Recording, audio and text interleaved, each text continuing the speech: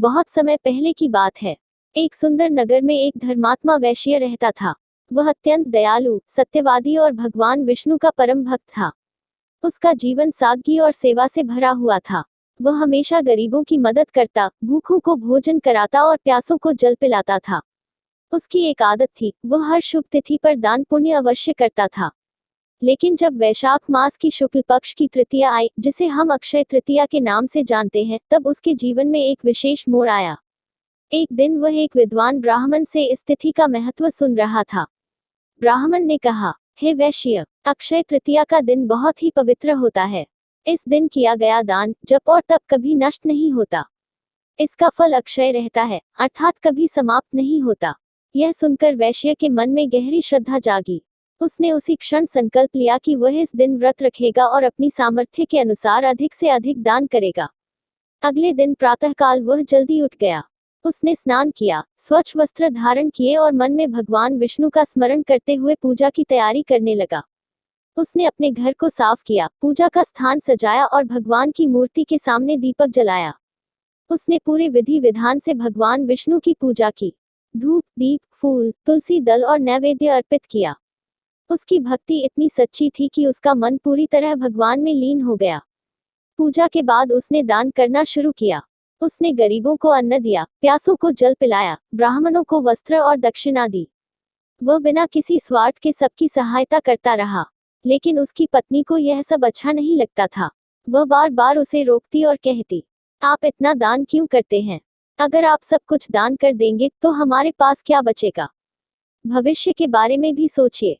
वैश्य ने मुस्कुराते हुए उत्तर दिया, धन और संपत्ति तो नश्वर हैं, यह कभी भी समाप्त हो सकते हैं। लेकिन धर्म और पुण्य हमारे साथ हमेशा रहते हैं। अक्षय तृतीया के दिन किया गया दान कभी नष्ट नहीं होता। पत्नी उसकी बातों से संतुष्ट नहीं हुई, लेकिन वैश्य ने अपने संकल्प को नहीं छोड़ा। वह पूरे दिन दान पुण्य और भक्ति में लगा रहा। समय बीतता गया, वैश्य वृद्ध हो गया, लेकिन उसने कभी भी दान करना नहीं छोड़ा। अंततः एक दिन उसने इस संसार को छोड़ दिया। उसके पुण्य कर्मों के कारण उसे अगले जन्म में एक महान राजा के रूप में जन्म मिला। वह राजा अत्यंत प्रतापी, न्यायप्रिय और दयालु था। उसके राज्य में चारों ओर सुख समृद्धि थी। उसके खजाने कभी खाली नहीं होते थे। उसके राज्य में कभी अकाल नहीं पड़ता था और प्रजा हमेशा खुश रहती थी। राजा को यह सब बिना किसी विशेष प्रयास के प्राप्त हुआ था। दरअसल यह सब उसके पिछले जन्म में अक्षय तृतीया के दिन किए गए पुण्य कार्यों का फल था, जो अक्षय था, अर्थात कभी समाप्त नहीं होने वाला। एक दिन राजा ने अपने दरबार में विद्वानों से पूछा, मेरे राज्य में इतनी समृद्धि और सुख कैसे है? मैंने तो इस जन्म में ऐसा कोई विशेष कार्य नहीं किया। तब एक ज्ञानी ऋषि ने ध्यान लगाकर कहा, राजन, यह सब आपके पिछले जन्म के कर्मों का फल है।